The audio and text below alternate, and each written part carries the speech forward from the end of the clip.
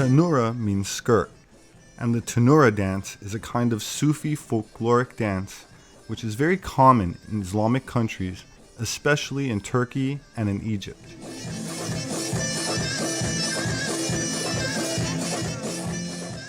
This is also developed into a performance dance by non-Sufis, including dancers outside of the Islamic world, also one of the most entertaining highlights of the Dubai desert.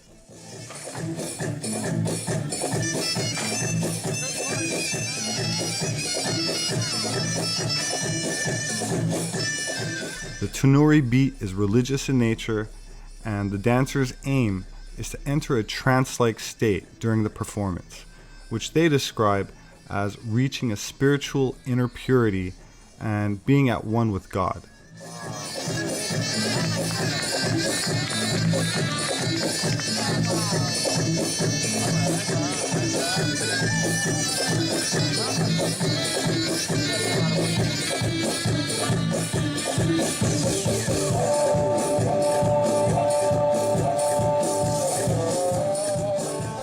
Another way of articulating what is happening from a more Western scientific perspective is the hypnotic music and repetitive spinning distracts and subdues the ego, allowing for a deep introspection into one's own subconscious mind.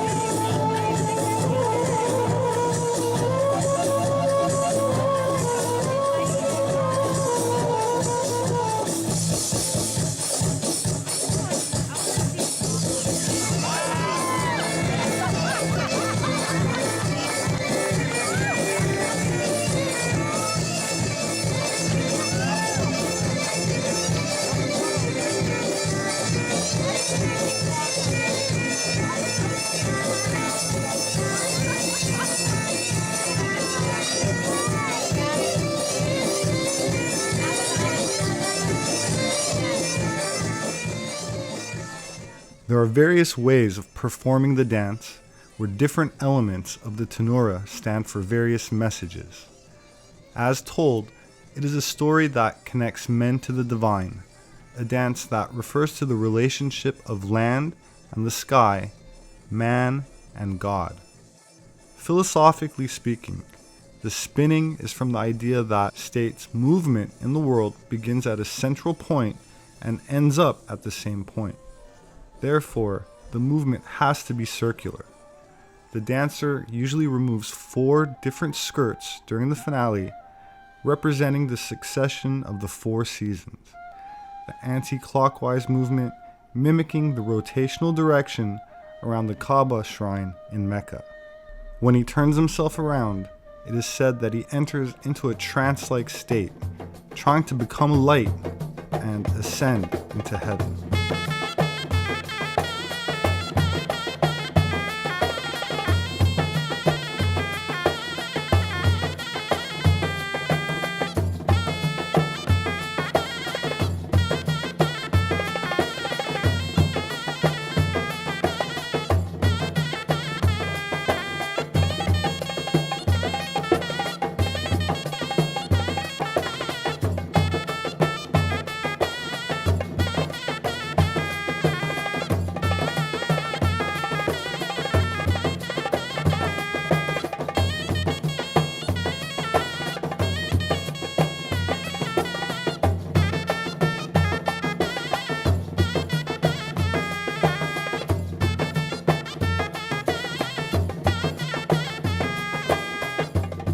Known to the West as whirling dervishes, the Mevlevi order was found in the 13th century.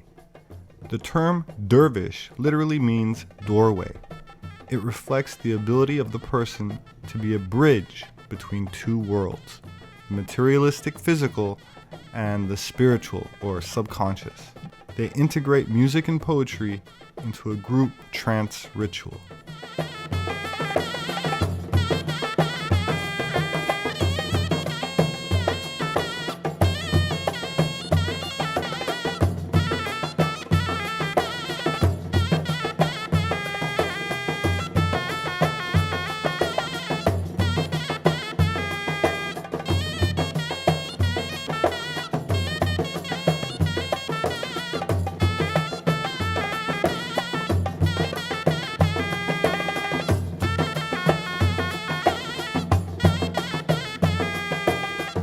The whirling is magnificent to watch, but it is important to remember that the dancers are not seeking ecstasy. Instead, they enter into a hyper-conscious state and maintain their perfect physical balance. Their eyes are closed, but the dancers never touch each other, nor do they experience any dizziness. The dervishes make small, controlled, rocking movements of the hands, head, and arms as they whirl, and the rotating movements are accompanied by rhythmic music dominated by the sound of the reed pipe as well as drums and some chanting as the whirling gradually transforms into a rapid, spinning, ecstatic move sequence. The hundreds of twirling rotations, about 20 to 30 per minute, coincide with the theta rhythm of the brain. Combined with the chanting, makes the dancers disassociate from this reality and enter a different state of mind. Sufis represent the spiritual or mystical dimension of Islam. By the 9th century, what had originally been informal teacher-student relationships formalized with the founding of tariqas, or orders, each originating from a different Sufi saint. For the Sufi, unity, or tawheed in Arabic, is a fundamental mystical experience of reality, and this truth can be experienced and known. Therefore, Sufis search for their inner soul to communicate with the divine. Sufis often use music as a source to connect with God. Although musical expression in Islam is often seen as debatable, Sufi musical performances have played an important role in creative literature and poetry. Sufi practices, including chanting, singing, dance, and meditation, are all intended to lead followers toward the experience of annihilation or fana of the ego in God. Sufism teaches that the ideal state of realization is in subsistence, or baka, wherein the mystic is conscious of both this unity and of his own individual identity. The Sufi's quest is to experience God within oneself.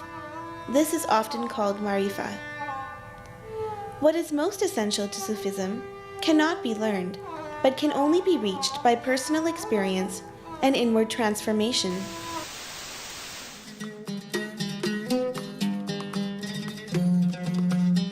It has been said that esoteric Sufism is intimately linked to Freemasonry and other European and Eurasian secret societies.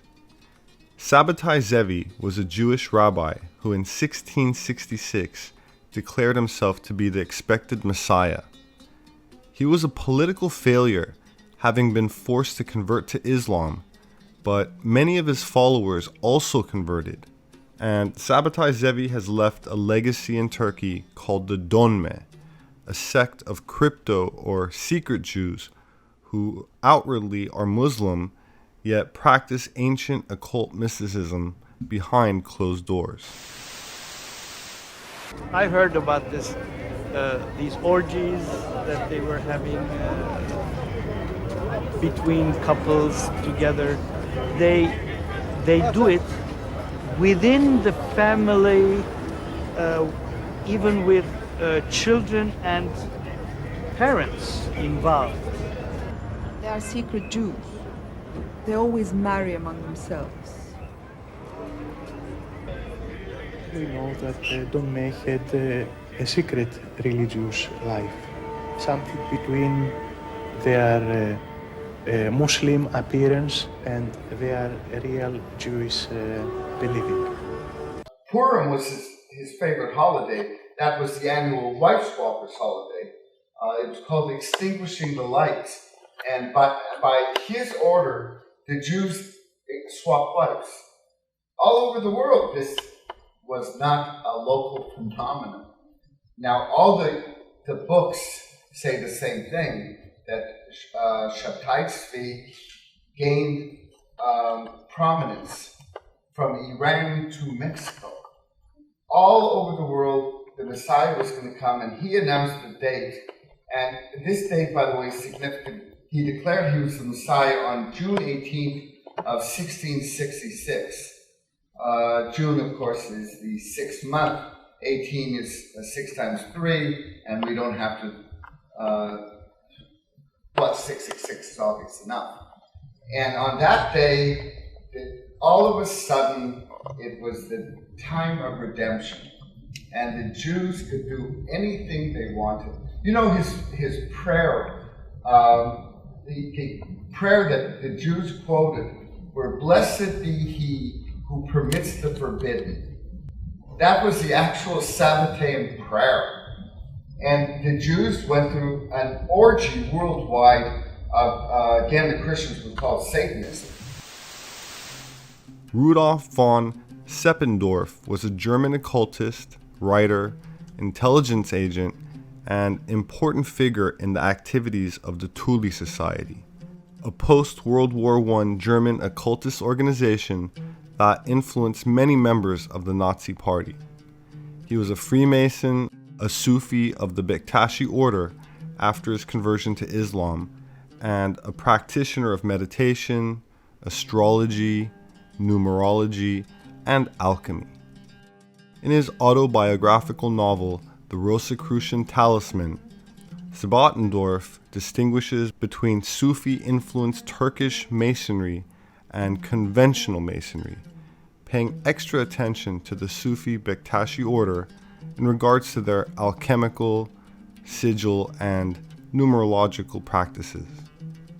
Sebottendorff established the Thule Society, and then he helped to establish the DAP, or German Workers' Party.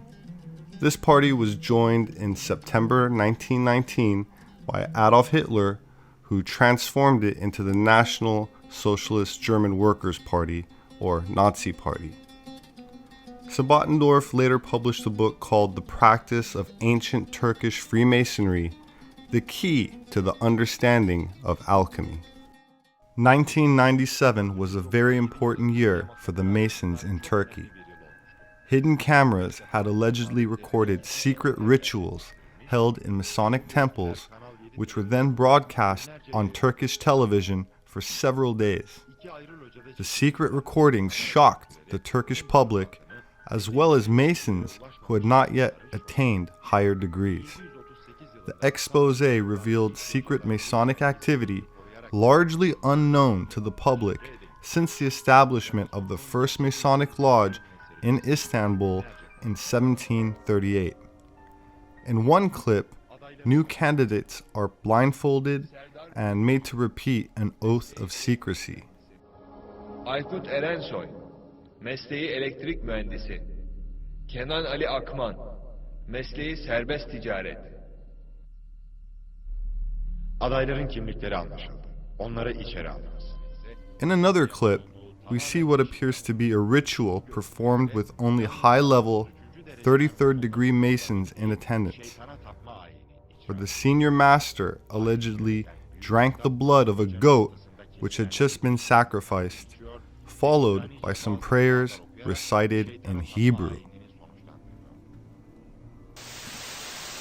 Freemasonry is very old. It has a very ancient history because it is a very ancient satanic organization. The truth of the matter is that the Ottomans were not really able to cope with them. They were unable to take any technical precautions. Only the late Ataturk was able to take a precautionary measure, as you know, closing the Masonic lodges. But at the moment, there are 5,000 registered Masons and 2,000 more unregistered and covered ones, a total of 7,000 Masons, and they are currently working in the key points of the state. They have been obsessed by one thing ever since Darwinism entered the Ottoman Empire through the Committee for Union and Progress, to make Turkey communist, because in their eyes Marx was right and so were Hegel and Engels, and Darwin was right all the way. But they knew they could never impose that on the people and the nation. So what was to be done? They decided to create a Masonic organization and networks and make gradual progress. Freemasonry in Turkey is dependent on European Freemasonry. They are generally affiliated to the British, Scottish lodges, to French lodges. There are no independent Masonry in Turkey. The organization is rooted abroad. So they do what the French and British lodges tell them to do.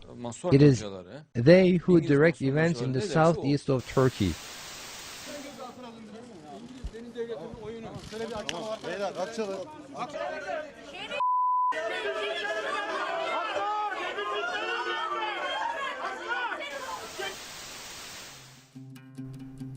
While it may be true that some lodges are used as a political instrument to help expedite the establishment of a global communist world order, secret practices of the Sufi Freemasons present a unique set of inner alchemical practices based on Masonic teaching, a kind of Masonic Qigong, where these practices are set towards the goal of transforming the practitioner in an alchemical process designed to realize the divine in human nature. Thank you so much for joining me. My name is Robert Sepehr. I'm an independent anthropologist. Please don't forget to subscribe to my channel. Kindly share these videos if you enjoy them.